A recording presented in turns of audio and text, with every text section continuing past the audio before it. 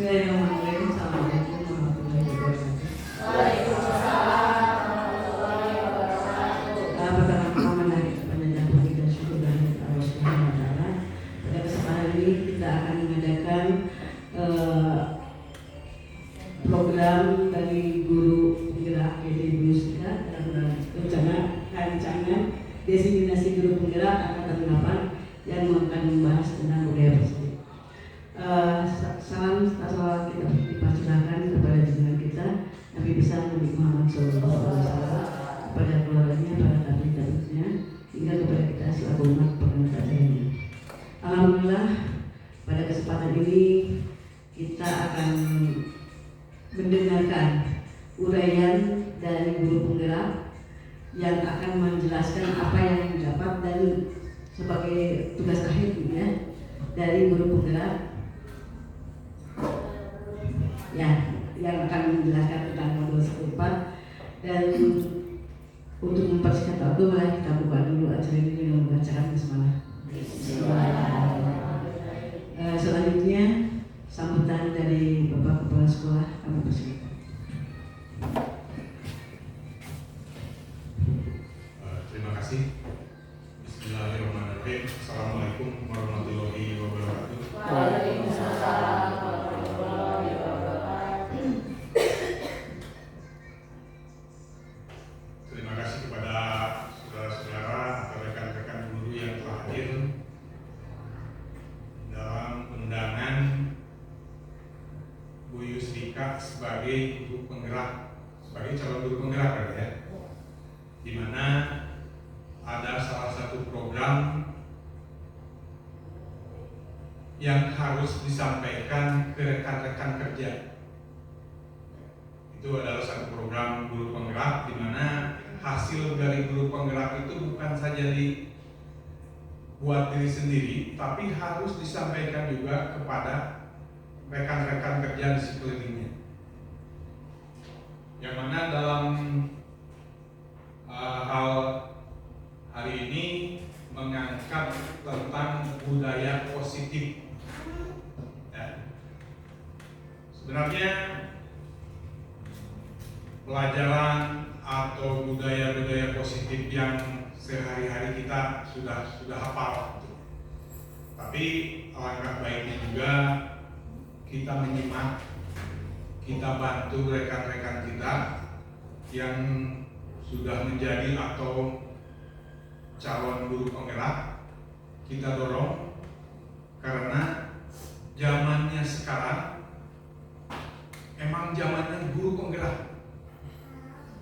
Mau tidak mau kita harus mengikuti, suka atau tidak suka kita harus menjalaninya ya.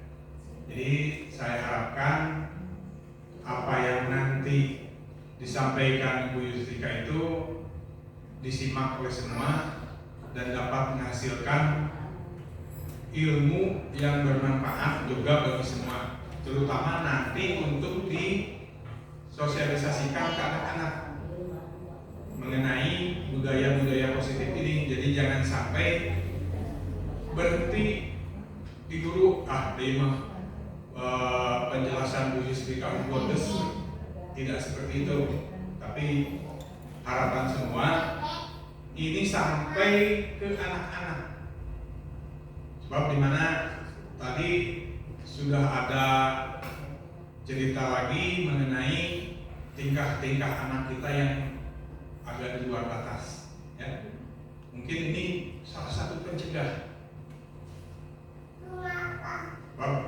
Anak-anak kita terutama kelas 5, kelas 6 itu adalah masa-masa yang tumbuh, masa yang dimana melihat, mencontoh yang baik lebih baik. Tapi banyak juga yang mencontoh yang tidak baik. Ini yang jadi masalah kita. Jadi masalah kelas 5, kelas 6 itu ada anak-anak yang udah mulai bertingkah lagi. Bukan masalah guru kelas 6 saja, tapi masalah kita semua. Jadi dimohon untuk kedepannya kita solid masalah SD kita.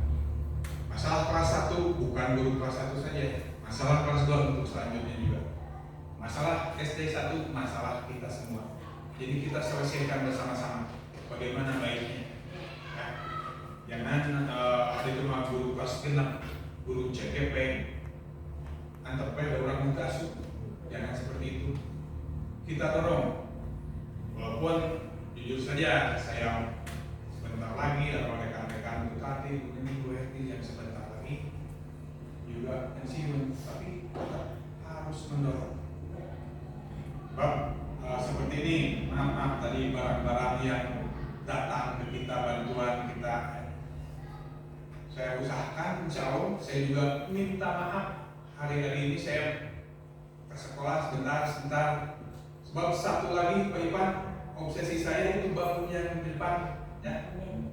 Insya Allah. Jadi kalau saya jujur, kalau tidak diusahakan uangnya, seperti barang-barang itu yang pernah pegang nominalnya 200 juta. Oh iya.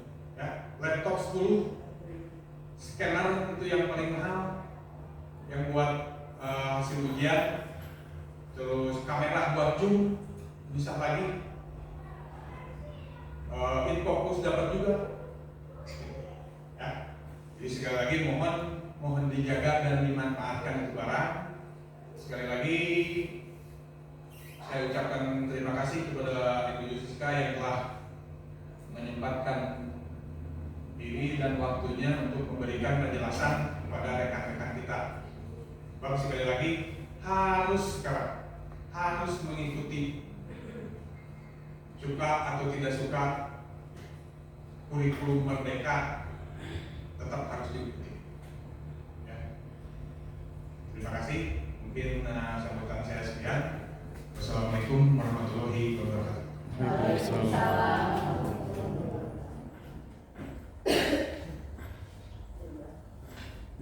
Terima kasih kepada Bapak Sekolah atas sambutannya. Mudah-mudahan saja kegiatan ini akan lebih bermanfaat bagi kita semua. Nanti kita mendengarkan penjelasan apa yang akan disampaikan oleh Ibu Yusiska. Selanjutnya Bapak Ibu-Ibu, acara akan dipandu langsung oleh Ibu Yusiska sebagai penggerak tentang diseminasi penggerak angkatan 8 yang di dalamnya adalah budaya positif bagi di sekolah. Kami persilakan. Silakan dilanjut ya.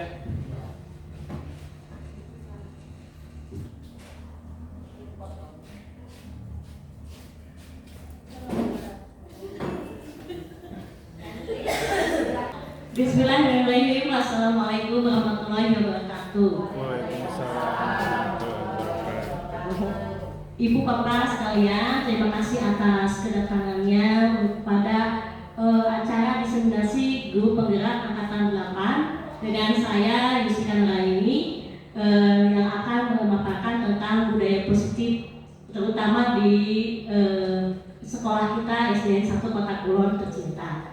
Kepala sekolah yang telah membuka acara kegiatan kita hari ini, diseminasi Guru Penggerak Angkatan 8 pada budaya positif di SDN 1 Kota Kulon. Dan terima kasih kepada pengatur acara untuk meluangkan waktu kepada saya menjelaskan apa yang telah saya dapat pada pendidikan Guru Penggerak.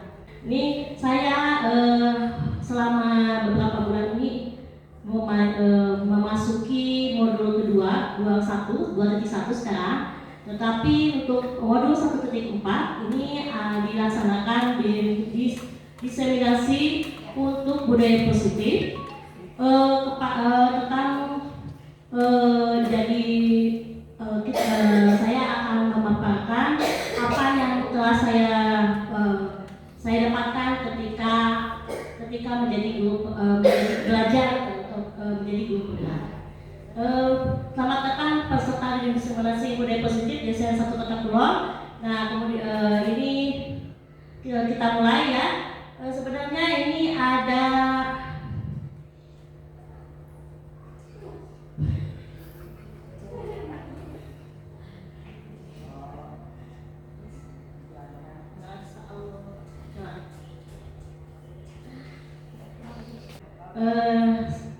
ini kemudian sebentar ya, ini kita ada kendala teknis. Ini siapa yang mau ice breaking di depan, ibu-ibu? Siapa yang mau? Yang mau ice breaking? Bu Liusnya mau ice breaking? Ya? Biar ini ya, biar ini ya. Siap ya?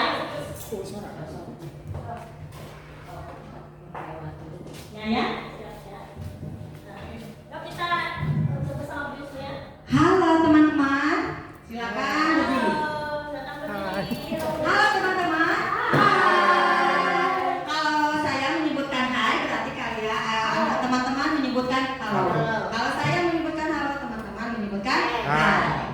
Oke, silakan sekarang. Hai. Halo. Pintar. Sekarang kita ice breaking dulu ya sebelum kita lanjut ke materi yang akan diberikan oleh guru kita, calon guru penggerak Desiminasi GP Angkatan 8 dengan budaya positifnya. Nah sekarang kita bernyanyi tentang potong bebek yang diganti hurufnya dengan piting bibit ya. I semuanya. Oke, siap? Siap. Siap? Tepuk 1, tepuk 2, oke, tepuk 3, semangat, tepuk 4, tepuk 5, siap belajar. Oke, pintar. Ayo teman-teman, sekarang kita menyanyikan lagu Piting Bibit. Iya. 1, 2, sambil bergerak. Piting bibit isi digiling, ini sirik ke kiri, sirik ke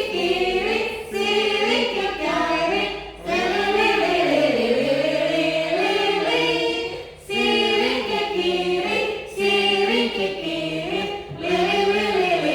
sirik ke kiri, tepuk semangat,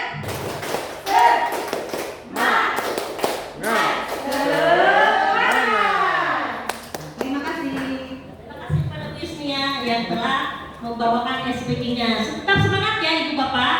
Nah, untuk selanjutnya ini ada tujuan diseminasi. Tujuan kita ini adalah mengimplementasikan konsep-konsep inti dalam modul budaya positif. Nah, modul positif kita dapat banyak sekali ya budaya-budaya positif di sekolah kita. Nah, kemudian memperkenalkan dulu saya CGP Angkatan 8 Wisuda kali ini. Kemudian fasilitator saya adalah Dr. Muhammad Fauzi MPD dan pengajar praktik saya Kena Silviana SPD ISD. Nah, ayo ibu-ibu kita amati lingkungan sekolah kita saat ini ya. Bagaimana suasananya ya. Ya mungkin di pikiran kita ibu bapak itu berbeda-beda ya. Bagaimana suasananya, kemudian bagaimana murid saling berinteraksi, kemudian bagaimana guru saling bertegur sapa di sekolah kita setiap pagi atau setiap hari juga ya. Kemudian bagaimana guru menyapa murid ketika bangun pagi, ketika di kelas, kemudian di sekolah. Kemudian yang terakhir adalah bagaimana guru menyelesaikan suatu permasalahan atau konflik antar murid.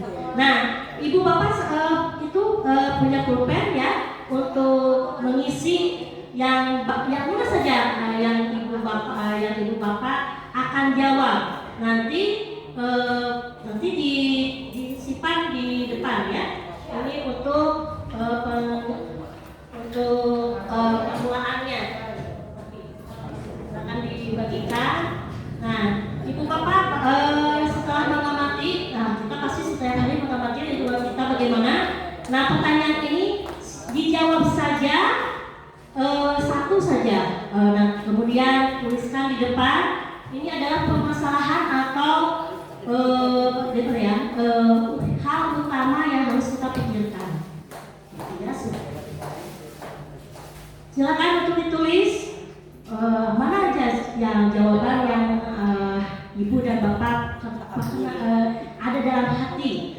Kemudian langsung bisa ditempel di depan, gitu ya. Di sini bu, di sini tempelkan di depan, gitu ya. Yang sudah silakan untuk ditempelkannya.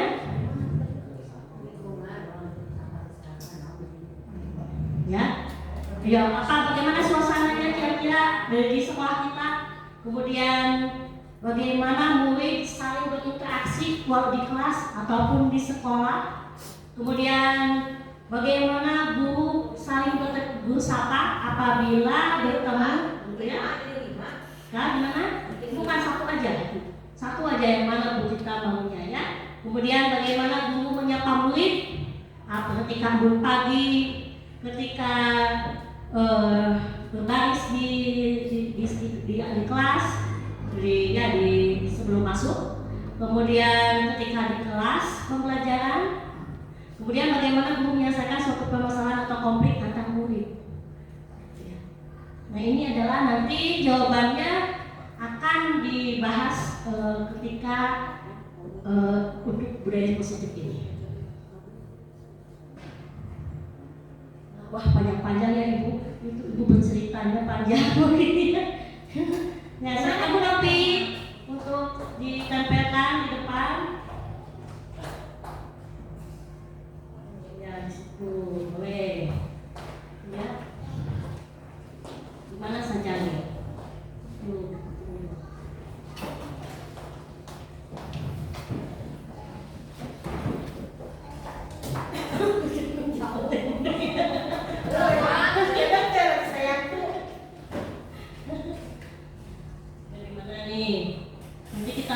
Nanti sebentar nanti kita bacakan beberapa ya.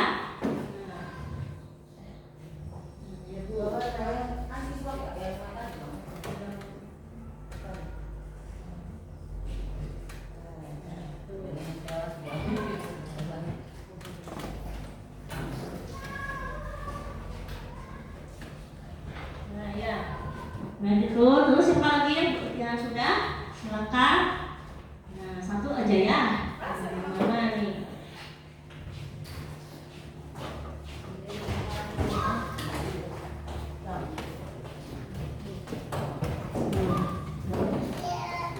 Ada yang satu, ada yang dua.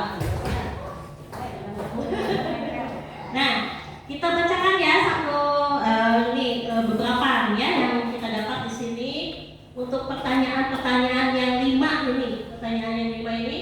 Jadi ada yang menuliskan di sekolah ini murid berinteraksi dengan temannya, saling menyapa, bersua di kegiatan belajar atau pada saat istirahat. Kemudian bagaimana suasananya? Alhamdulillah untuk pelaksanaan berpagi terlaksana dengan baik. Kami semua guru selalu bersama-sama bergilir setiap hari untuk menyambut anak-anaknya. Kemudian suasananya sebetulnya nyaman, hanya saja banyak sampah berserakan. Jadi ada permasalahan juga di sini, ada sampah berserakan. Sepertinya KNP untuk membuang sampah pada tempatnya harus lebih digalakkan lagi. Kemudian ada lagi suasana sekolah di lingkungan kadang bersih dan setelah istirahat kadang masih ada juga anak yang selalu buang sampah. Nanti permasalahannya sampah juga di sini. Kemudian kami saling bertegur sapa dengan setiap teman, setiap sesama staf pengajar setiap hari. Terjalin silaturahmi dengan baik. Kemudian di sini ada masih banyak sampah berserakan. Kemudian aman, tentram, alhamdulillah baik. Amin, jadi baik semua, ramah semua. Kemudian sering menyapa dengan sopan, tertib dan rapi. Kemudian ada lagi yang berpendapat bagaimana suasananya sangat baik, saling bertegur sapa. Kadang ada anak yang masih malu-malu ya. Kemudian di sini ada sampah juga yang kesadaran sampah membuang sampah pada tempatnya itu belum ada. Kemudian setiap pagi diadakan libur pagi. Kemudian guru menyelesaikan suatu konflik antara murid dengan cara pembinaan dan pengawasan, pengontrolan di samping ada sinergis dengan orang tua. Kemudian suasana di sekolah SD 1 Kota Kulon sangat menyenangkan, kompak, kekeluargaan dan mengasihkan. Itu di SDN 1 Kota Kulon, ya, SDN 1 Kota Kulon. Nah itu adalah jawaban-jawaban dari Ibu Bapak ya. Kemudian kita maju ke sini tadi ya udah. Nah ini pertanyaan pendampingnya. Apa pentingnya menciptakan suasana positif di lingkungan sekolah? Nih, pentingnya. Apakah penting menciptakan suasana positif di lingkungan sekolah, Ibu Bapak? Penting sekali. Apa sana jawabannya? Ini saya jadi semuanya terjawab. Sudah langsung dapat pencet ya satu-satu. Yang pertama adalah kesejahteraan mentalnya, terus hubungan yang sehat. Kemudian ada jawabannya tuh produktivitas dan kreativitas meningkat. Kemudian meningkatkan kolaborasi ya antar teman, kemudian meningkatkan kesehatan fisik, jadi penting sekali untuk kesehatan kita. Kemudian resolusi konflik yang lebih baik, itu pentingnya menciptakan suasana positif di lingkungan sekolah. Itu. Kemudian yang pertanyaan temantiknya, apakah hubungan antara menciptakan suasana yang positif dengan proses pembelajaran yang berpihak pada murid? Yang pertama adalah meningkatkan motivasi, menciptakan kenyamanan, terus mendorong pembelajaran aktif, mengembangkan keterampilan sosial dan peningkatan persepsi diri. Nah, itu adalah hubungan antara menciptakan suasana yang positif dengan proses pembelajaran yang berpihak pada murid. Jadi kita itu harus berpihak pada murid untuk saat ini ya Bu. Nah, pembelajaran untuk saat ini.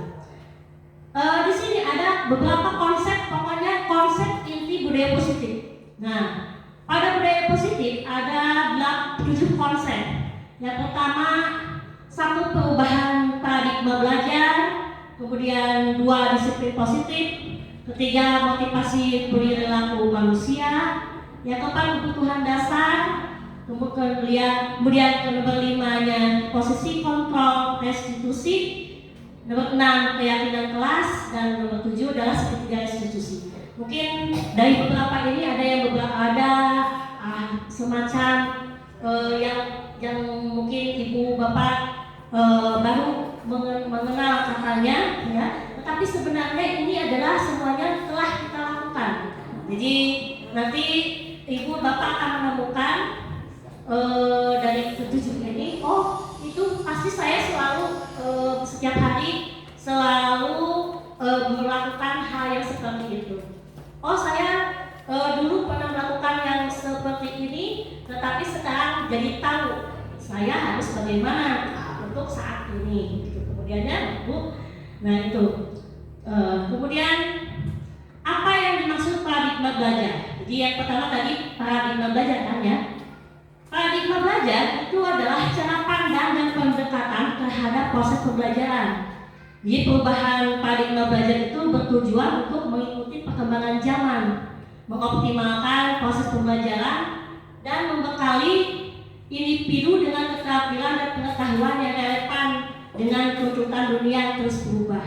Nah mungkin di sekolah kita ini budaya positif yang selalu yang telah kita laksanakan mungkin ya, yang tentang perubahan zaman, yang mengikuti perkembangan zaman. Jadi kita selalu berpihak kepada murid. Jadi setelah saya amati guru-guru di sini sudah mengikuti perkembangan zaman dengan berorientasi kepada proses pembelajaran dan keterampilan yang terus berkembang gitu ya di dunia pendidikan kita. Itu jadi begini, perubahan paradigma belajar saat ini itu adalah pertama pembelajaran tradisional ke aktif. Jadi yang dulunya misalkan anak-anaknya misalkan jadi pembelajaran tradisional itu bagaimana Ibu Bapak pembelajaran tradisional yang kayak gimana? Pembelajarannya itu Guru lebih banyak menerangkan, dan anak-anak gurunya. Kalau sekarang bagaimana? Anak-anak harus lebih aktif. Jadi apa? Student center, gitu ya. Dulu guru yang aktif. Kalau sekarang itu adalah anak-anak atau siswanya yang aktif. Ya, Nomor 2 sekarang adalah pemanfaatan teknologi dalam pembelajaran. Nih, alhamdulillah ya tadi Bapak Kepala tadi dengan semangatnya, alhamdulillah hari kemarin mendapatkan bantuan dari provinsi, gitu kan? Itu pemanfaatan teknologi dalam pembelajaran. Mudah-mudahan dengan begitu kita akan lebih bersemangat lagi mengikuti perkembangan zaman. Guru inovatif. Guru inovatif? Yes. Guru inovatif? Yes. Yang ketiga adalah dari pendidikan tertutup ke pendidikan terbuka, gitu ya. Dari pendidikan tertutup ke pendidikan terbuka. Jadi misalkan tidak kalau dibilang jadi pendidikan itu hanya misalkan cuma sejenak, sekarang mau jadi lebih luas lagi, gitu ya. Kemudian yang keempat adalah pengembangan keterampilan abad 21. Jadi bisa ada lab komputer kita, kemudian kita itu ada, kalau di buku itu kan ada scannernya ya Bu ya, ada scannernya, nanti kita bisa melihat atau memperlihatkan kepada siswa untuk lebih berkembang dengan auditori dan visualnya, gitu ya. Kemudian kinestetiknya itu pada perkembangan keterampilan abad 21. Itu. Kemudian selanjutnya cobalah buka nih, ini udah berdua ya, ini berdua. Yang tugas A, mengepakkan yang pertama nih, di ibu bapak kan berdua sekarang. Ini tadinya sama ibu Nia sama Bu Nopi, silakan Bu Nia sama Bu Nopi berkolaborasi di situ. Ayo sama-sama. Jadi tugas A nih ada yang jadi A-nya, ada yang jadi B. Yang tugas A nih, siapa yang A di sini? Siapa yang mau A jadi? Yang A. Yang A jadi yang sebelah kanan A, yang sebelah kiri B. Ya, sebelah kanan A, yang sebelah kiri B. Yang tugas A itu membayangkan atau menggenggam sesuatu yang berharga dan perlu menjaganya. Jadi digenggam di tangannya itu ya. Yang tugas A. Mana yang tugas A? Kemudian kalau tugas B itu harus membuka kepalan tangan dari kelas dari tugas A. Gitu, yang kepalan tangan A itu harus dibuka oleh yang B.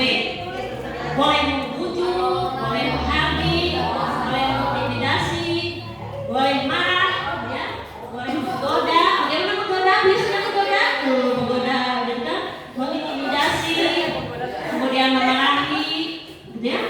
Menawari ada uang nih, kira-kira dengan uang bagaimana gitu kan ya? Oh, itu dibuka. Nah, itu udah. Siapa yang sudah ini? Coba laksanakan. Oke, Bu. Siap.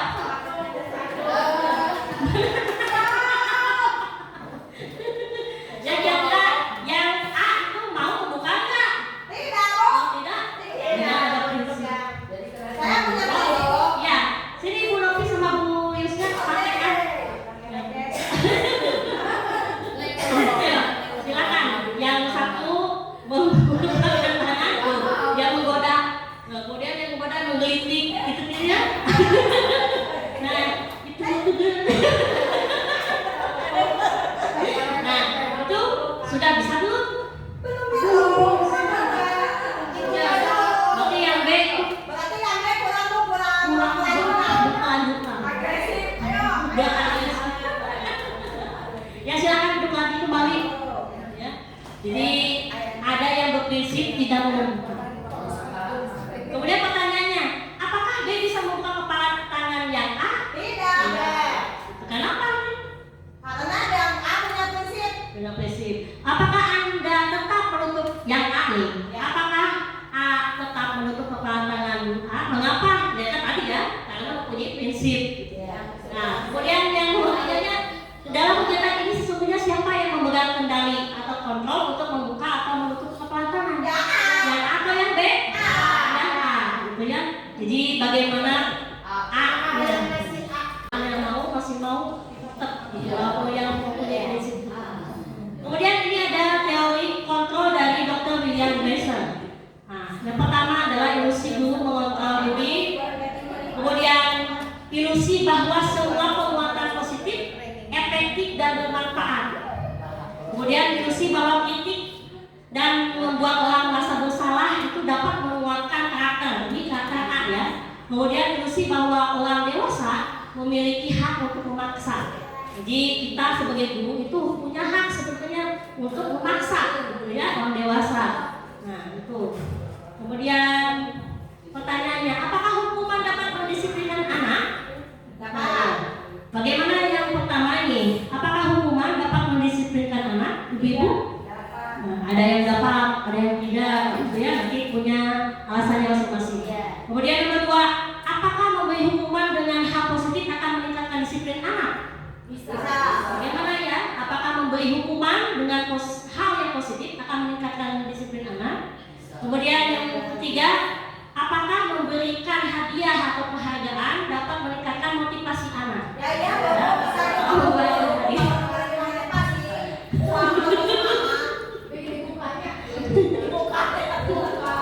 Nah, di sini ada disiplin positif. Pendekatan yang mengedepankan pembelajaran dan pertumbuhan siswa, ini jadi ada jawaban dari sini. Pendekatan yang mengedepankan pembelajaran dan pertumbuhan siswa dengan membangun hubungan yang saling menghormati, mengajarkan tanggung jawab, dan mempromosikan solusi yang konstruktif dalam menangani perilaku yang tidak diinginkan. Jadi disiplin positif itu adalah pendekatan yang mengedepankan pembelajaran dan pertumbuhan siswa dengan membangun hubungan yang saling menghormati, mengajarkan tanggung jawab, dan mempromosikan solusi yang konstruktif dalam menangani perilaku yang tidak diinginkan. Itu adalah disiplin positif, gitu ya.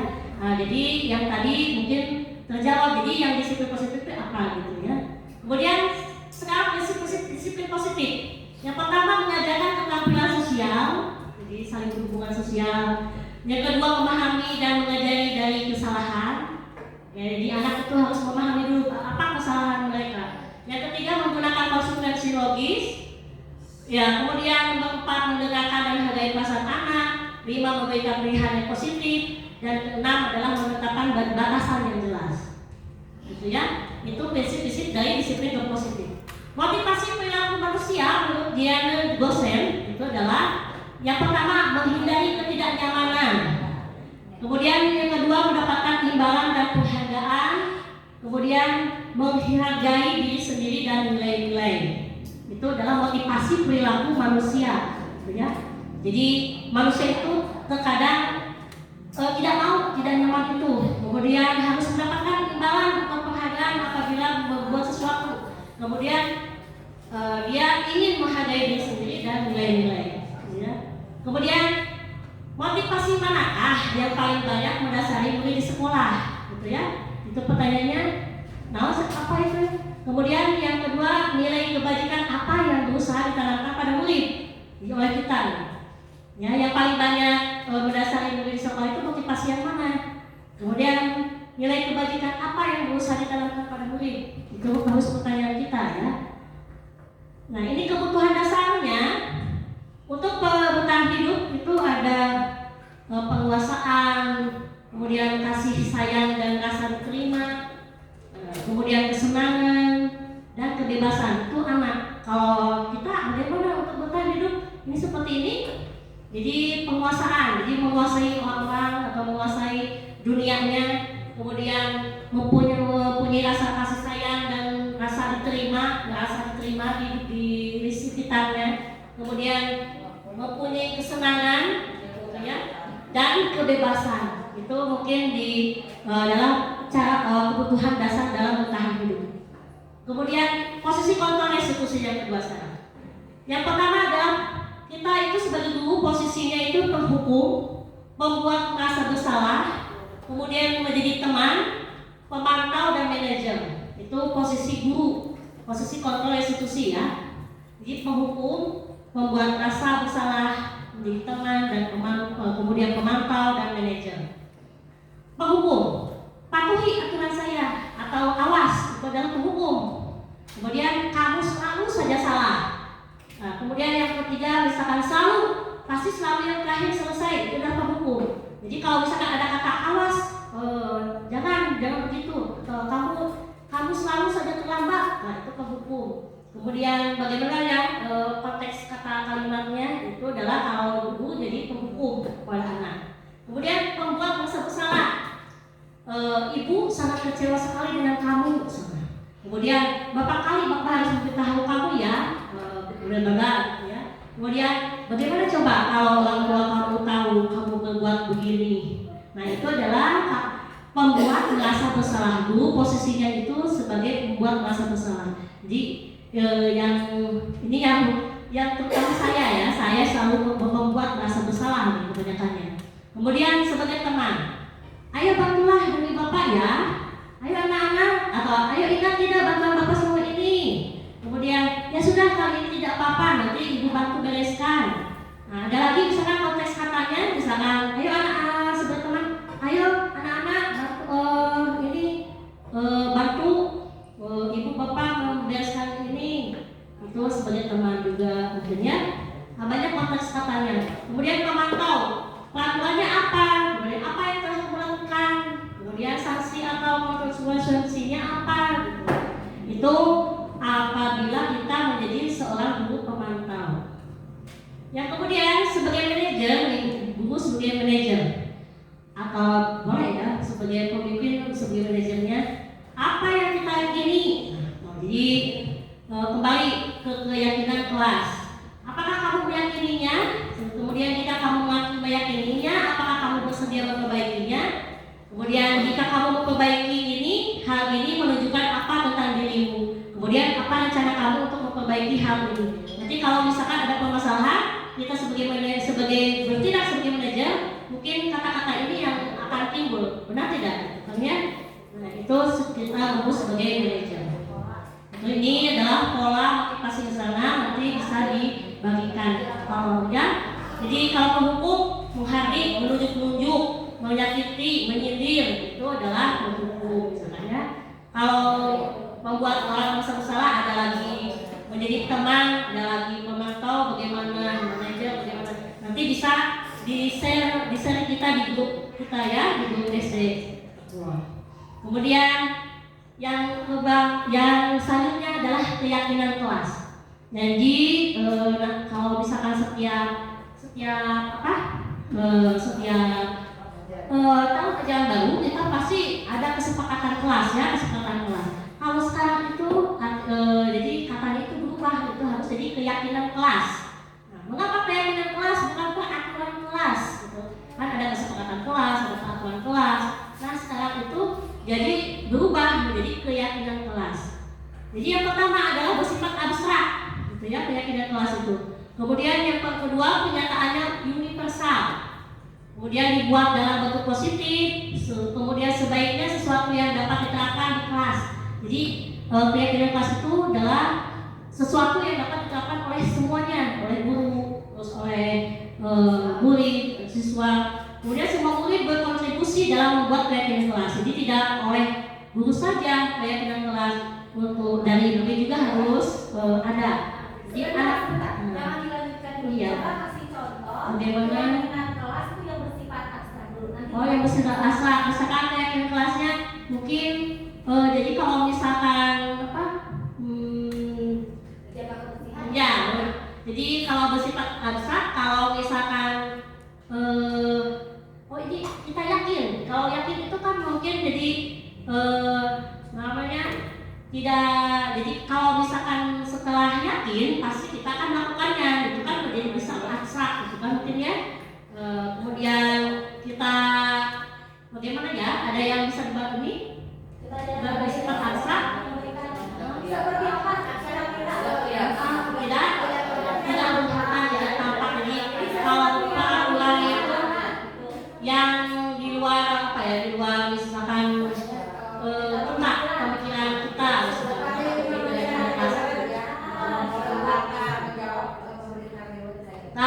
kita mikirinnya itu. Jadi padahal kita tidak pernah mengabaikannya.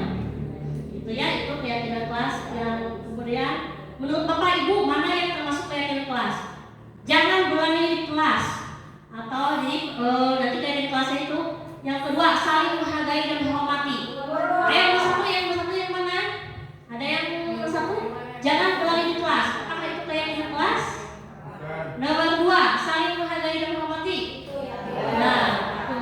Jadi kata-katanya itu harus bersifat positif, gitu ya. Kalau kata jangan, terus apalagi ya yang tidak, yang negatif itu jangan digunakan dalam keyakinan kelas. Dan jangan, awas, ya itu. Wah. Ya, itu harus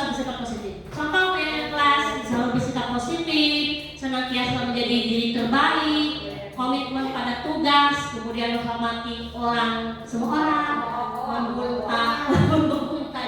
membantu teman, tertib di kelas, kemudian menjaga kebersihan kelas. Itu contoh keyakinan kelas. Nanti guru kelas itu juga nanti apa ya anak-anak yang mau diterapkan di kelas kita. Nah, jangan berlari, tapi tidak berarti berubah katanya dengan apa? Coba jangan berlari. Jadi bagaimana? Kira-kira jalan harus pelan-pelan. Betul, boleh. Terus apalagi ya nanti bisa dari jangan ada kata negatif. Ya Bu. Itu keyakinan kelas. Kemudian yang selanjutnya adalah segitiga restitusi. Jadi segitiga restitusi itu bagaimana kita menyelesaikan masalah yang dialami oleh anak-anak. Jadi permasalahan kita bagaimana permasalahan anak-anak itu kita diselesaikan dengan sekarang itu ada istilah segitiga restitusi. Sebenarnya dari dulu kita juga seperti ini. Yang pertama menstabilkan identitas dulu. Kemudian yang kedua validasi tindakan yang salah. Di mana ini salahnya? Ya, makasih. Ya, silakan Bu. Kemudian yang ketiga menanyakan keyakinan, ya, itu segitiga restitusi, gitu ya. Jadi untuk mengetahui dan menyelesaikan permasalahan. Misalkan kita banyaknya permasalahan anak. Nah, ini tiga ini harus kita lakoni. Misalkan kalimat dalam menstabilkan identitas, ya, yang tadi menstabilkan identitas dulu. Berbuat salah itu tidak apa-apa, Nak. Misalkan baru wajar berbuat salah, misalkan begitu. Nah, kita manusia itu tidak sempurna. Nah, ya, tidak ada sempurna manusia yang sempurna. Kemudian ibu juga pernah dulu seperti itu. Wah, ibu bakal lama-lama misalkan gitu ya. Nah, gitu. Kemudian kita bisa menyelesaikan ini, gitu nah. Ayo semangat, kita bisa menyelesaikan ini. Terus kemudian ibu tidak akan mencari siapa yang salah, tetapi mari kita cari solusinya. Kemudian kamu berhak merasa sebegitu karena kamu misalkan ya. Kemudian apakah kamu sudah menjadi teman yang baik buat dirimu sendiri? Nah, itu adalah kalimat dalam menstabilkan identitas. Kemudian kalimat dalam validasi tindakan. Kamu pasti punya alasan mengapa kamu melakukan hal itu. Nah, itu ya. Kemudian kamu patut bangga pada dirimu sendiri karena kamu telah melindungi sesuatu yang penting bagi dirimu. Ya. Terus kemudian kamu boleh mempertahankan sikap itu, tetapi kamu harus menambahkan sikap yang baru. Jadi itu kalimat dalam validasi tindakan. Kemudian kalimat dalam menanyakan keyakinan yang ketiga. Apa yang kita percaya di kelas kita? Terus jadi nanti balik lagi ke kesepakatan kelas, bukan kesepakatan kelas tadi itu apa? Keyakinan kelas kita. Kemudian keyakinan apa yang kamu percaya di kelas kita? Apakah itu boleh? Apakah sesuai dengan keyakinan di kelas kita, gitu ya? Apakah nilai-nilai umum yang telah kita sepakati? Atau kamu mau jadi orang seperti apa? Mana, gitu kan? Ya? Kalau misalkan ada usaha. Nah, ini terima kasih. Nah, jadi ya udah itu udah akhir dari budaya dari diseminasi budaya positif ini, gitu kan ya. Nah, jadi ibu bapak, nah kita jadi tadi ada berapa macam? Kalau misalkan tadi ada 7 ya, ada 7 apa namanya?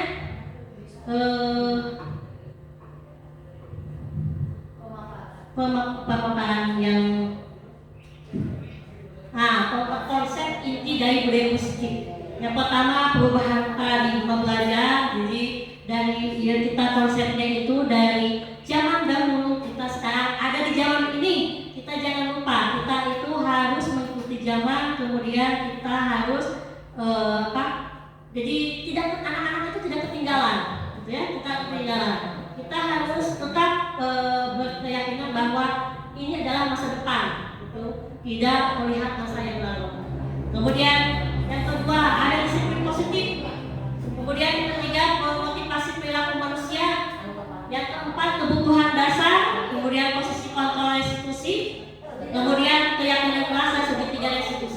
Jadi ada beberapa ya yang mungkin kita telah melaksanakan semuanya, gitu ya. Ya kira-kira Bu Yusnya sudah melaksanakan semuanya ini budaya positif. Kira-kira untuk hari ini, kira-kira apa yang belum? Ya. Yang belum yang mana?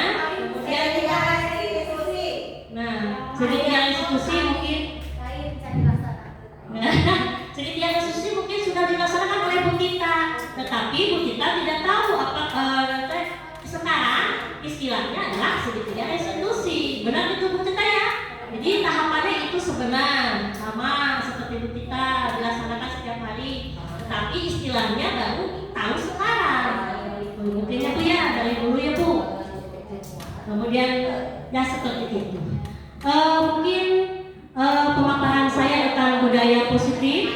Nah, tentang budaya positif ini dicukupkan sedemikian. Nah, mungkin ada yang menambahkan atau ada yang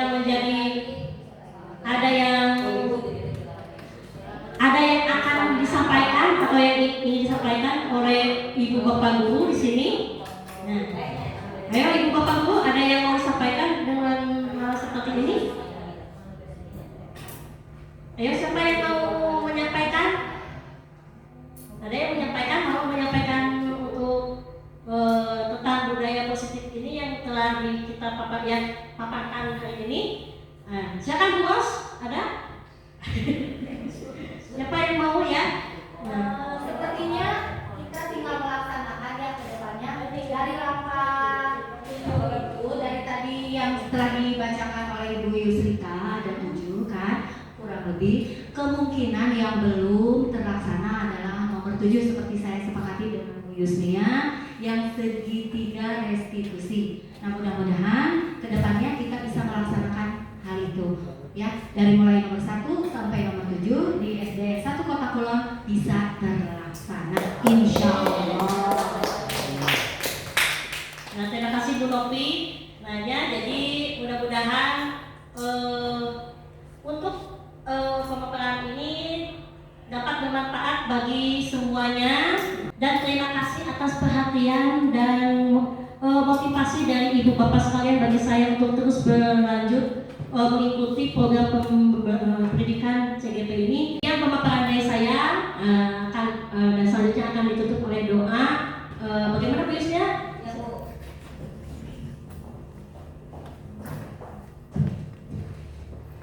Alhamdulillah, kegiatan diseminasi guru penggerak angkatan 8 budaya positif yang dipaparkan oleh Ibu Yusrika Nuraini, semoga dia sebagai calon guru penggerak ada dalam kesuksesan dan ilmunya bisa kita bermanfaat bagi kita semua, dan kita semua semoga dalam barusan mendengarkan paparan beliau, kita semua menjadi lebih baik, jadi guru yang inovatif ke depan. Baiklah, kita sama-sama berdoa dengan mengucapkan Alhamdulillahirabbil alamin. Nah, kemudian saya ingin menyampaikan kepada teman-teman semua bahwa CGP ini bermanfaat sekali untuk kedepannya. Mudah-mudahan teman-teman bisa bergabung bersama kami untuk menjadi guru penggerak di angkatan selanjutnya. Ya, amin ya rabbal alamin. Wabillahi taufiq wal hidayah. Wassalamualaikum warahmatullahi wabarakatuh.